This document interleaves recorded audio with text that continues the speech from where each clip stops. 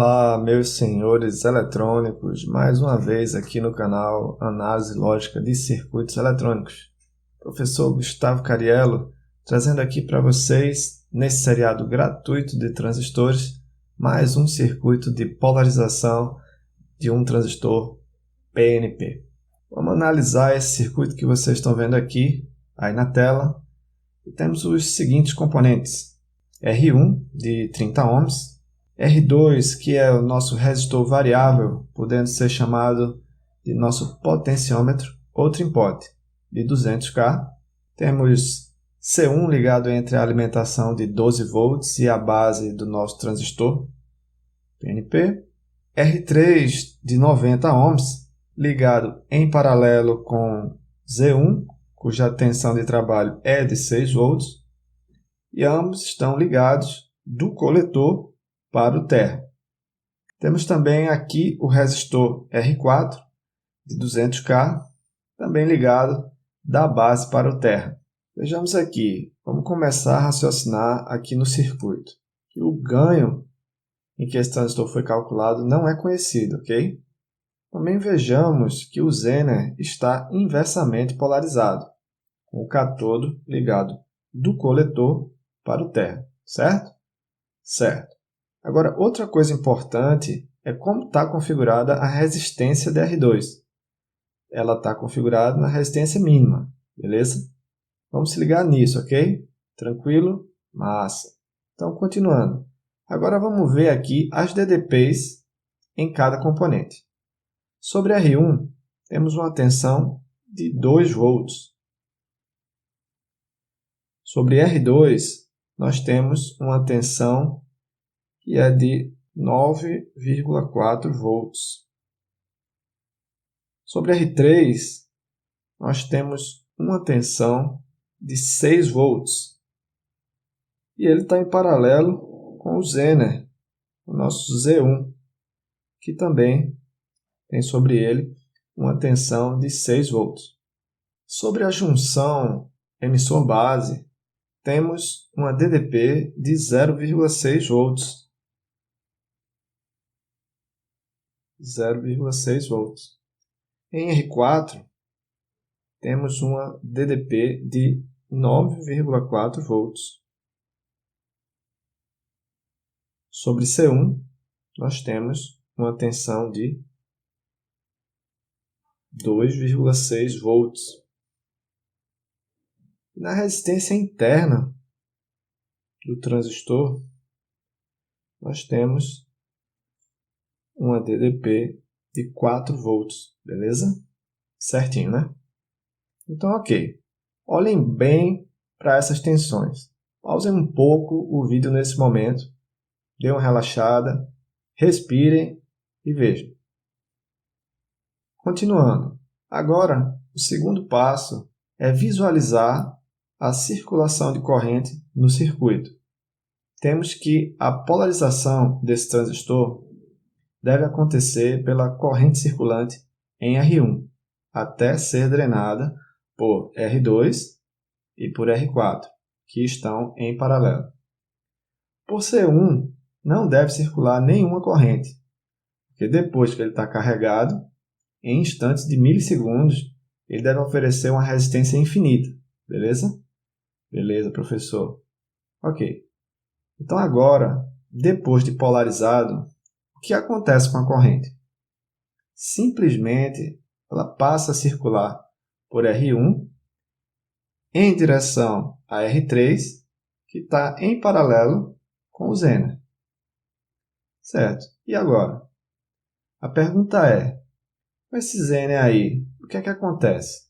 Mas como é que a gente vai saber se de fato essa corrente está passando pelos dois? E aí? Senhores eletrônicos, vamos embora raciocinar. Mas antes, deixa eu falar um negócio para vocês.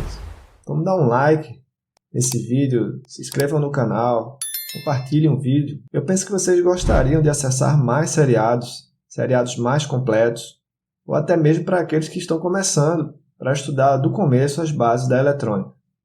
Outros querem entender o circuito mais complexos, aprender a calcular as tensões de todo o circuito, desenvolver o raciocínio lógico e se tornar mais rápido. Tudo isso. Para isso, galera, é preciso fazer exercícios do básico ao avançado. O YouTube tem umas políticas que inicialmente impedem a liberação para vocês desses seriados. Vocês precisam se tornar membros do canal para isso. E o canal precisa crescer para que eu possa abrir esses seriados, que são de extrema importância para quem quer se tornar um verdadeiro analista de circuitos. É aqui que vocês encontrarão todo esse conteúdo. A gente precisa se ajudar. Tranquilo? Tranquilo. Então, dê um like e compartilhem o vídeo com seus amigos, colegas. Joguem nos grupos de eletrônica que vocês fazem parte. Ah, e tem uma novidade para vocês. Já já eu vou abrir mais um seriado gratuito. É uma surpresa que vai ajudar vocês no raciocínio lógico da eletrônica. Isso aí, são conceitos, exemplos e muitas coisas bacanas. Vamos embora continuar aqui com o nosso probleminha no circuito. Vamos lá? Então agora vamos construir o raciocínio lógico observando as tensões retidas nos componentes e também com as tensões que já tínhamos medido nos pontos em relação à nossa referência negativa, o terra, como de costume. Nesse circuito, a polarização do transistor está acontecendo. A gente vê que tem uma queda de tensão de 0,6 volts entre emissor e base e está circulando corrente, tanto na junção quanto nesse ramo série formado por R1, resistência interna do transistor, e no circuito paralelo formado por R3 e Z1. Aí vocês podem perguntar, mas como a gente sabe que está circulando essa corrente, professor? Olha só, é simples. Veja que está havendo queda de tensão em R1, assim como na resistência interna do transistor e no ramo paralelo formado pelo resistor R3 e pelo diodo Zener. Isso já é suficiente para a gente concluir que tem corrente circulante nessa malha. Essa é a circulação que está acontecendo nos baseando nas tensões que temos de acordo com as medidas de tensão que foram feitas. Mas isso diz que há algum problema? Claro que sim. Então, onde é que está esse problema? Calma aí. Calma aí. Vocês estão vendo que está havendo essa circulação de corrente no coletor. Beleza. Então, vamos para as perguntas para a gente solidificar o raciocínio lógico, ok? Primeira pergunta. Pode-se dizer que está havendo uma distribuição proporcional da tensão nessa malha de coletor? Segunda pergunta. A tensão de coletor está correta? Terceira pergunta. A tensão de base está correta? Quarta pergunta. A resistência entre base e terra está correta? Quinta pergunta. Há um erro de projeto nesse circuito? Sexta pergunta. Como é que esse circuito deveria estar funcionando? Agora, pensem sobre essas perguntas. Segure essa ansiedade aí. Façam seus comentários sobre o problema, sobre algum componente suspeito, beleza? Agora eu vou responder para vocês. Esse defeito é bem simples, na verdade. Creio que a grande maioria de vocês já deve ter identificado, mas vamos lá. Respondendo à primeira pergunta, há uma distribuição proporcional nessa malha aqui de coletor? Sim, há uma distribuição proporcional.